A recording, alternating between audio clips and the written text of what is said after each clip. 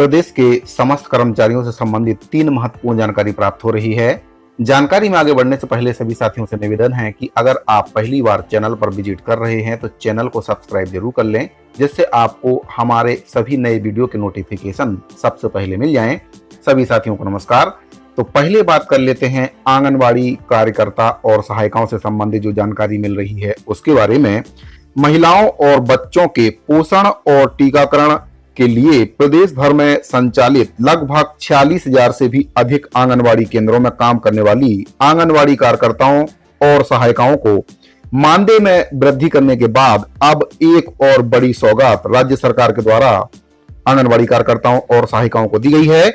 आंगनवाड़ी कार्यकर्ताओं की सेवानिवृत्ति की आयु 62 वर्ष से बढ़ाकर 65 वर्ष कर दी गई है। इसके साथ ही आंगनवाड़ी कार्यकर्ताओं के रिक्त पदों पर आंगनवाड़ी सहायिकाओं से पद पूर्ति को 25% से बढ़ाकर 50% कर दिया गया है। साथ ही भर्ती के लिए आवश्यक 10 वर्ष के अनुभव को भी कम करके 5 वर्ष कर दिया गया है। इसके संबंध में मंत्रालय से महिला एवं बाल विकास विभाग के द्वारा 14 सितंबर को आदेश जारी कर दिया गया है।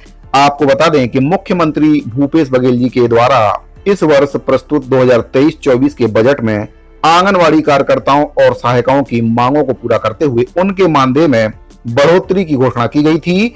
जारी आदेश के अनुपालन में 1 अप्रैल 2023 से आंगनवाड़ी कार्यकर्ता और सहायिकाओं को बढ़ा हुआ मानदेय भी दिया जा रहा है।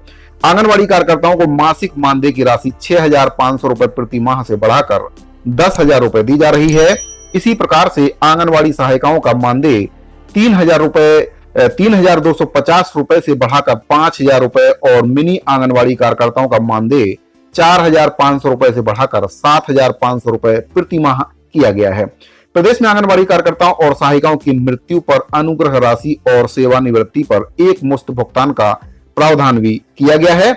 आंगनवाड़ी कार्यकर्ता और सहायिकाओं की मृत्यु पर अनुग्रह राशि में वृद्धि करते हुए वर्तमान में 50,000 रुपए प्रदान किया जा रहा है। इसी तरह से सेवानिवृत्ति और आंगनवाड़ी कार्यकर्ता को 50,000 रुपए और सहायिकाओं को 25,000 रुपए का भुगतान का प्रावधान इसमें किया गया है। तो आंगनवाड़ी कार्यकर्ताओं के लिए एक बहुत ही अच्छी खबर निकलकर सामने आ रही है। अब इनकी जो सेवानिवृत्ति की आयु है 62 वर्ष से बढ़ाकर उसको 65 वर्ष कर दिया गया है और इसके संबंध में आदेश भी जारी कर दिया गया है। अगली जो जानकारी प्राप्त हो रही है, हड़ताल करने वाले कर्मचारियों से संबंधित जानकारी प्राप्त हो रही है। मुख्यमंत्री भूपेश बघेल जी के द्वारा विभाग प्रमुखों को निर्देश दिए गए हैं कि हड़ताल करने वाले कर्मचारियों के विरुद्ध सख्ती न बरतें। मुख्यमंत्री भूपेश बघेल के सकारात्मक रुख से कर्मचारी संगठनों में काफी उम्मीद बढ़ गई है। आपको बता दें कि चुनाव के समय में कई संगठन अपनी मांगों को लेकर हड़ताल का रुख अपना रहे हैं। ऐसे में कई विभाग प्रमुख ऐसे कर्मचारियों पर सख्ती से कार्रवाई कर रहे हैं। सूत्रों से मिली जानकारी के अनुसार मुख्यमंत्री भूपेश बघेल जी ने इसके संबंध में गंभीरता दिखाते हुए निर्देश दिया है कि विभिन्न संगठनों की अपनी मांगे होती हैं, जिन्हें ध्यान में रखते हुए सख्ती के साथ कर्मचारियों पर कार्रवाई ना करें। क्योंकि आप देख रहे हैं कि इस समय छत्तीसगढ़ में समस्त कर्मचारी संगठन, चाहे वह शिक्षक हों, चाहे वह स्वास्थ्य कर्मचारी हों या फिर वह अनियमित संविदा और दैनिक वेतनभोगी कर्मचारी हों, लगातार अपनी मांगों को लेकर आए दिन हड़ताल करते रहते हैं। और हाल ही में स्वास्थ्य कर्मचारियों के द्वारा जो हेल्थ फेडरेशन के द्वारा हड़ताल की जा रही थी, उसमें बहुत से कर्मचारियों को, लगभग 4,000 कर्मचारी जिसमें शामिल हैं, उसमें बहुत से कर्मचारियों को बर्खास्त भी कर दिया गया है और कईयों को निलंबित भी किया गया है। तो अब माननीय मुख्यमंत्री भूपेश बघेल जी के द्वारा बड़ा दिल दिखाते हुए जो विभाग प्रमुख हैं उनको निर्देशित किया गया है कि कर्मचारियों पर किसी भी प्रकार से दमनात्मक या बड़ी कार्रवाई ना करें। इसके संबंध में मुख्यमंत्री जी के द्वारा विभाग प्रमुखों को निर्देशित किया गया है। अगली जानकारी संविदा कर्मचारियों से संबंधित है। संविदा कर्मचारियों के द्वारा भी अब अपनी जो मांग है उसको लेकर 23 और 24 सितंबर को 2 दिन का आंदोलन करने की रणनीति संविदा कर्मचारियों के द्वारा बनाई गई है। आखिर क्यों ये हड़ताल की जा रही है, इसके बारे में आपको बता दूं। एक पत्र जारी किया गया है छत्तीसगढ़ सर्व विभागीय संविदा कर्मचारी महासंघ के द्वारा। मुख्यमंत्री महोदय जी के द्वारा जो 27% की वेतन वृद्धि की बात की गई थी, घोषणा की गई थी, साथ ही नियमितीकरण और छंटनी न करने की बात भी माननीय मुख्यमंत्री महोदय जी के द्वारा की गई थी। और जो अनियमित संविदा कर्मचारियों की हड़ताल चल रही थी उसको शून्य करने की बात भी मुख्यमंत्री महोदय जी के द्वारा की गई थी।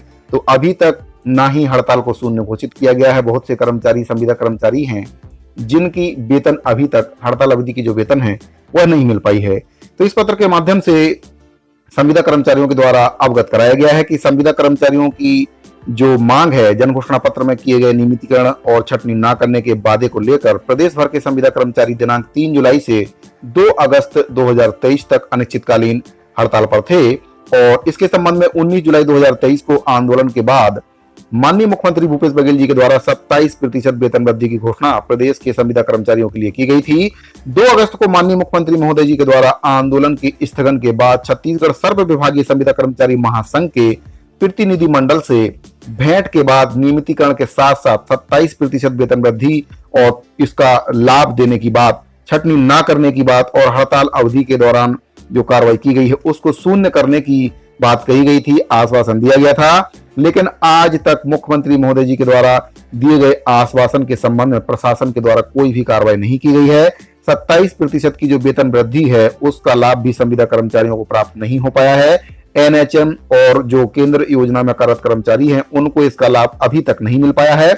इसके अलावा छटनी भी लगातार जारी है। दंतेवाड़ा में स्वच्छ भारत मिशन के संविदा कर्मचारियों की छटनी कर दी गई है। वहीं पर कई जिलों में राष्ट्रीय स्वास्थ्य मिशन के जो कर्मचारी हैं उनको नोटिस दे दिया गया है।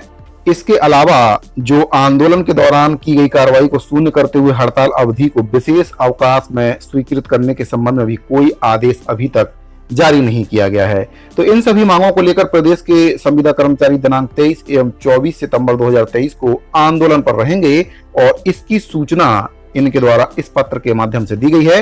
तो साथियों, मुख्यमंत्री महोदय जी के द्वारा घोषणाएं तो कई की जाती हैं लेकिन उन घोषणाओं पर अमल बहुत ही कम किया जाता है। जैसे कि हाल ही में मुख्यमंत्री महोदय जी के द्वारा 15 अगस्त पर कई प्रकार की घोषणाएं की गई थी, लेकिन बहुत सी घोषणाएं ऐसी हैं जिन पर अभी तक अमल नहीं हो पाया है।